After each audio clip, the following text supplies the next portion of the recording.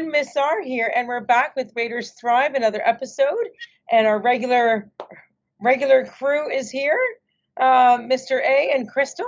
How have you guys been? I'm doing well. Crystal, how are you doing? Oh, sorry.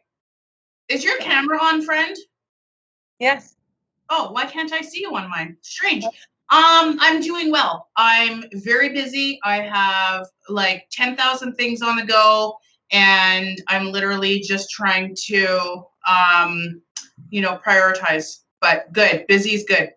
Yes, it's really nice to still be here and working and doing things for you, the students, and for the staff.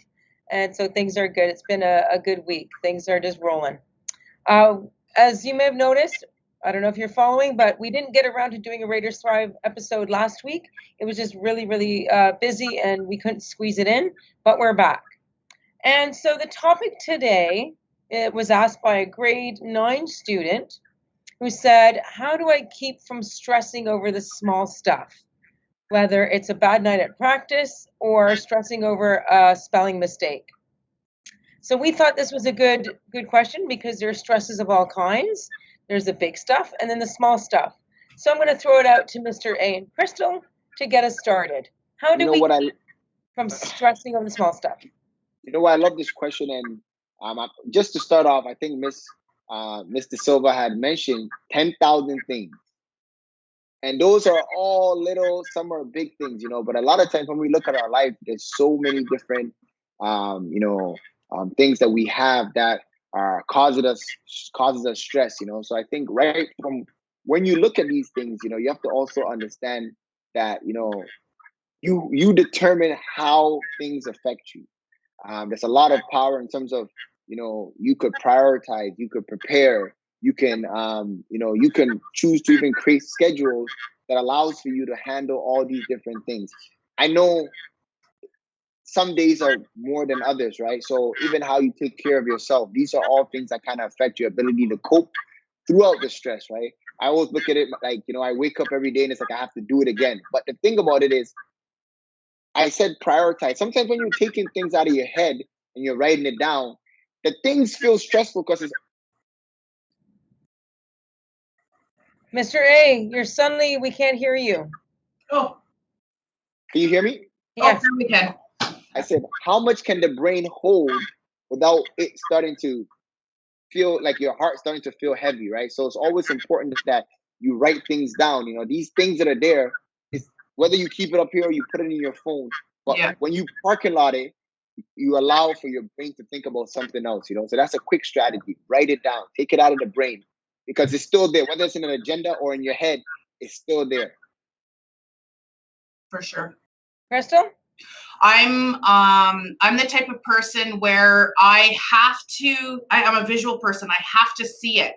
Whether I'm at work, like right here in front of me, I have a book, and it's just my to-do notes. I could easily put it in my calendar and then go back and forth, but I always have my list of things to do open right in front of me.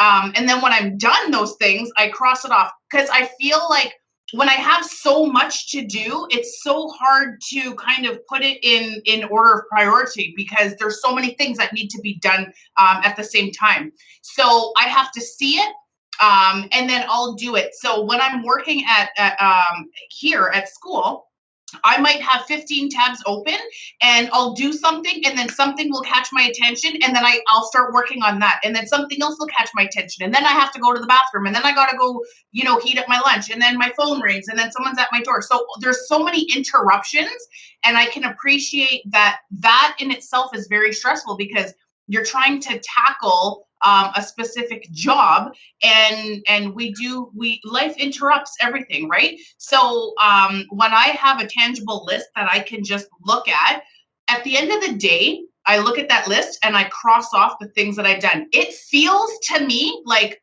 geez, I did nothing today. But when I take out my list and I start crossing them off, I literally can feel that stress kind of leaving my body because I'm like, oh, look, I actually did do this and I finished that and I sent that email and I made that phone call to that parent and stuff like that. So I'm the type of person where I have to kind of keep notes of what's going on.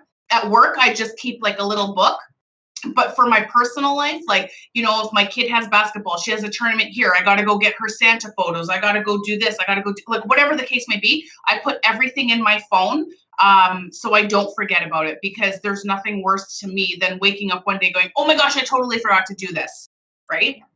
When I see this question, I think about what comes to my mind are those people who are dealing with perfectionism. And if they do an essay or report, the spelling in every word has to be perfect. So from the question, the person is asking, you know, how do I not stress over like a spelling mistake or a bad night at practice?